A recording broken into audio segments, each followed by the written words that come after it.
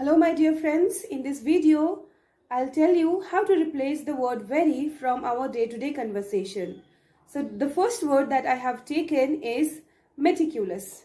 Okay, meticulous means very detailed. If a person is working with each and every details of something, they are called meticulous. Okay, so you can use it in this way. He or she is a meticulous person. Okay, next word is swamped. Swamped is used when somebody is very busy.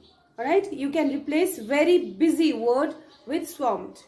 I can say, I am swamped with my video making. Alright, next word is very interesting. Very interesting can be replaced with the word captivating.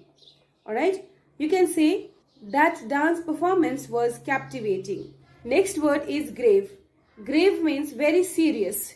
If there is a problem which requires keen attention, then you can say the situation is grave. Okay, instead of saying very serious, you will say the situation is grave. Alright. Next word is exceptional. If something is very special, then we use the word exceptional. Okay.